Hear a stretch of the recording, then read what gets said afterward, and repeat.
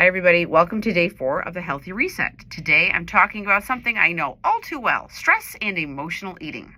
So what does that mean? That means when we are stressed and having an emotion, any emotion, it could be happiness, sadness, anger, grief, anxiety, boredom even, we gravitate towards food to regulate our nervous systems. Something about eating certain types of food or getting up and crunching, having something sweet, just mindlessly eating and snacking, decompresses our nervous system and gives us that dopamine rush for comfort because we aren't actually dealing with that emotion in a healthy way. We're dealing with it in a dysfunctional way by putting food in our mouth so we can calm ourselves down. So what do we do about that? Because sometimes it's just this pattern that we just get into, and it can be certain types of the day, right? Times of the day. I said yesterday about that witching hour between 4 and 7. That could be boredom. So you want to think about what it is that is driving you towards food in those moments. So today I want you to think about it and be mindful, maybe over the next couple days and, for the next 21 days actually. What is it that you do when you are feeling stressed, anxious, overwhelmed, whatever it might be, and you go right to food?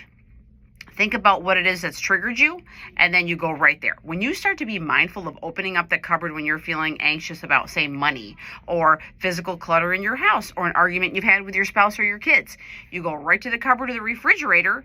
You might drink or you might eat and stop yourself and say, wait a minute, is this actually fixing the problem?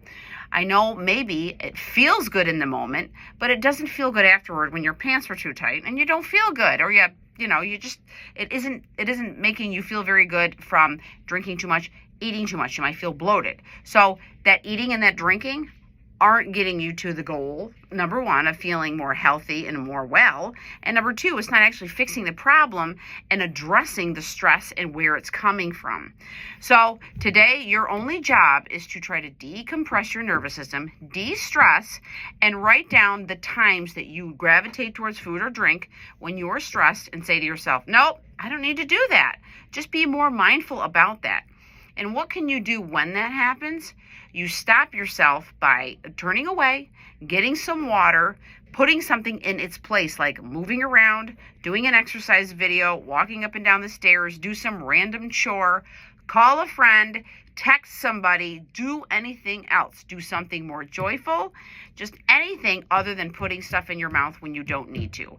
When you're not hungry and you're just forcing stuff in, that's stress eating, and that's how we try to cope. So we want to, redo those neural pathways to do something different, have a different coping mechanism for stress, and address the problem.